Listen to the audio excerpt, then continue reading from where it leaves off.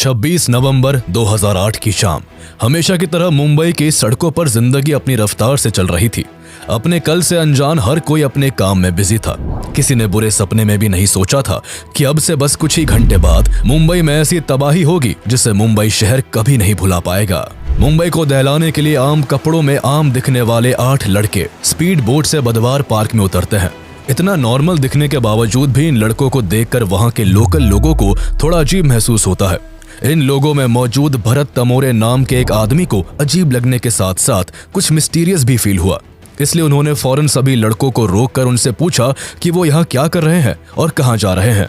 इस सवाल पर पहले तो सभी हिचकिचाते हैं, लेकिन फिर कोई खुद को स्टूडेंट तो कोई कुछ बताता है। लेकिन इतने में उन लड़कों में से एक लड़का जोर से चिल्लाता हुआ बोलता है कि अपने काम से काम रखो। रात का वक्त था और ऐसे में एक ही उम्र के 8 लड़के कंधों पर 2 बड़े बड़े बैग लेकर बिना कुछ बताए वहां से निकल लेते हैं। भरत को इन लड़कों पर शक होता है, जिस कारण वो आगे चलकर इस घटना की जानकारी मुंबई पुलिस को भी देते हैं। लेकिन पुलिस बात को हल्के में लेते हुए कोई कार्रवाई नहीं करती। बाद में कार्रवाई ना करना ही मुंबई पुलिस की सबसे बड़ी गलती साबित होती है। अगर समय रहते मुंबई पुलिस कोई कार्रवाई करती तो शायद मुंबई में मौत का तांडव ना देखने को मिलता। शायद उस दिन का इतिहास 166 लोगों के खून से सना नहीं होता। वहां से निकलने के बाद सभी लड़के 2-2 के ग्रुप में डिवाइड होकर टारगेट की गई लोकेशंस की तरफ निकल पड़ते हैं। इन लोकेशंस में CST railway station, Taj Mahal palace hotel, Leopold cafe और नरीमन हाउस शामिल थे। सारी जगह वहां से बस कुछ ही दूरी पर थी। हालांकि समुद्र के रास्ते से आई बोट में 8 नहीं बल्कि टोटल 10 लड़के थे। जहां 10 में से 8 लड़के बोट से उतरकर सड़क के रास्ते अपनी अपनी लोकेशन पर पहुंच रहे थे, तो वही बाकी के 2 लड़के अपनी टारगेट ओबरॉय होटल तक पहुंचने के लिए बोट का ही इस्तेमाल करते हैं। एक तरफ जहां ये लड़के अपने मंसूबों को पूरा करने के लिए तेजी से अपनी अपनी लोकेशंस की ओर बढ़ रहे होते हैं, तो वही दूसरी ओर मुंबई हमेशा की तरह अपनी धुन में बस चलती जा रही थी। लोग रोज की तरह काम काज में बिजी थे, लेकिन अचानक मुंबई गोलियों की तड़तड़ाहट से थर्रा उठती है। मुंबई के लिए यह आवाजें नहीं थी। अंडरवर्ल्ड के गुटों में अक्सर शूट आउट होता रहता था। थोड़ी बहुत गोलीबारी तो मुंबई के लिए आम बात थी, लेकिन आज कुछ बड़ा हुआ था। इतना बड़ा कि जिसकी आवाज ने देश को सुन्न करके रख दिया था। इस धमाके और अंधाधुन गोलीबारी की शुरुआत छत्रपति शिवाजी टर्मिनस से होती है। छत्रपति शिवाजी टर्मिनस मुंबई के सबसे बिजिएस्ट रेलवे स्टेशन में से एक है। उस दिन पटना जाने वाली ट्रेन कुछ घंटों की देरी से चल रही थी।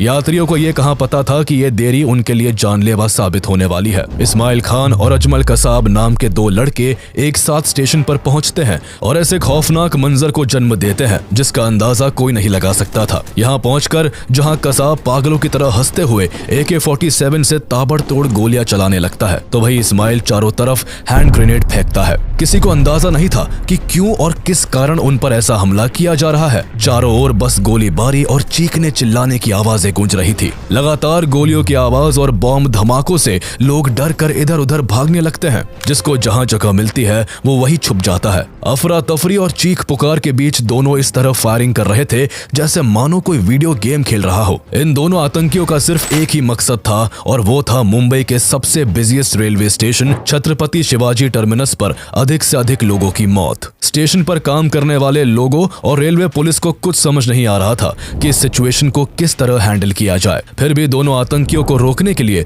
रेलवे पुलिस हर एक कोशिश करती है, लेकिन नाकाम रहती है। दरअसल दोनों लड़के पहले से ही प्लान बनाकर आए थे और उनके पास हर तरह के हथियार मौजूद थे, लेकिन रेलवे पुलिस के पास केवल उनकी ड्यूटी रिवॉल्वर ही मौजूद थी, जिस कारण वो इनका सामना नहीं कर पाते और वही शहीद हो जाते हैं। लेकिन इसी बीच रेलवे स्टेशन के ही एक कर्मचारी विष्णु दत्ताराम अपनी जान की परवाह ना करते हुए अनाउंसमेंट करके सभी पैसेंजर्स को आगाह करते हैं कि वो फौरन स्टेशन को छोड़कर अपनी जान बचाए। अनाउंसमेंट सुनते ही कई लोग अपनी जान बचाकर भागने में कामयाब रहे, लेकिन आतंकियों का हमला इतना भयानक था कि केवल 1 घंटे में 58 लोग अपनी जिंदगी गंवा देते हैं, तो वही 104 लोग बुरी तरह घायल हो जाते हैं।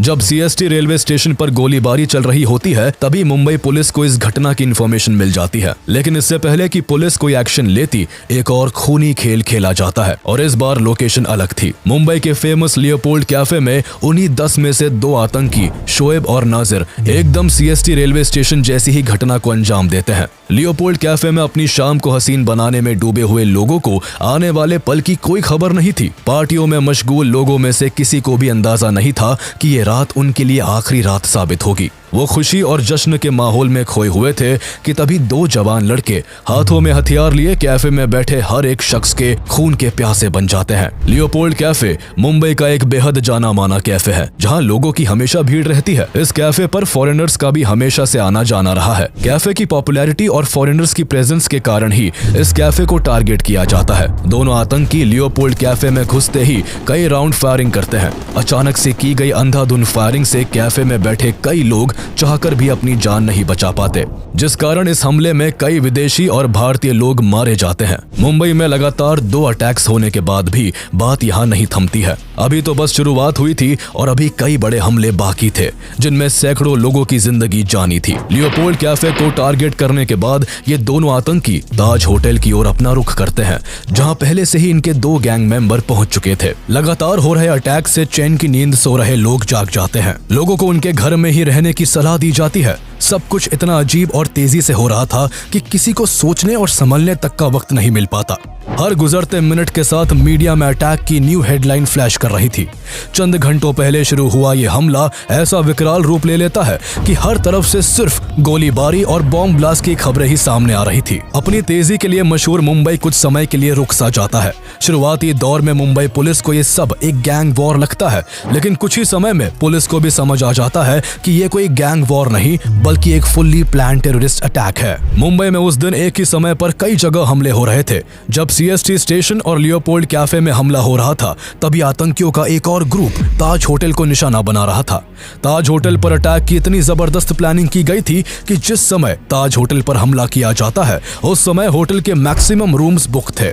हमले के वक्त यूरोपियन पार्लियामेंट कमेटी के कई डेलीगेट्स भी होटल में मौजूद होते हैं। इत्तेफाक से उस दिन गौतम अडानी भी ताज होटल में ही मीटिंग कर रहे होते हैं। हालांकि अपनी मीटिंग खत्म करके जैसे ही अडानी बाहर की ओर जाने लगते हैं, वैसे ही उनकी टीम उन्हें एक और मीटिंग के बारे में इन्फॉर्म करती है, जिस कारण बाहर निकलने के बजाय वो वापस से मीटिंग रूम में चले जाते हैं। एक तरफ अडानी मीटिंग के लिए जाते हैं तो दूसरी ओर अब तक आतंकियों का तीसरा ग्रुप हाफिज और जावेद ताज होटल के मेन एंट्रेंस से होटल में घुस जाते हैं। उनके होटल में एंटर करते ही होटल ताज गोलियों की तड़तड़ाहट और बम के धमाकों से गूंज उठता है। जैसे ही अडानी की टीम को इस हमले के बारे में पता चलता है, अडानी को तुरंत किचन के जरिए बेसमेंट में ले जाया जाता है, जहां वो रात भर रहते हैं और सुबह उन्हें मार्कोस कमांडो सेफली रेस्क्यू कर लेते हैं। अडानी तो सेफ हो चुके थे, लेकिन अभी भी यहाँ हजारों लोगों की जान दांव पर लगी थी। दोनों आतंकी लगातार फायरिंग कर रहे थे।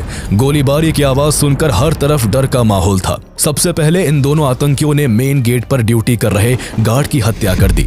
उसके बाद होटल के ग्राउंड फ्लोर पर जो भी लोग थे, उनमें से कुछ को मार दिया और कुछ को हॉस्टेज बना लिया। ग्राउंड फ्लोर के बाद आतंकी फायरिंग करते हुए सीढ़ियों से ऊपर के फ्लोर्स को खंगालने लगते हैं। हालांकि इस मौके का फायदा उठाकर मुंबई पुलिस अलग अलग गेट से कई बड़े अधिकारियों को सेफली रेस्क्यू कर लेती है। 200 के करीब लोग खुद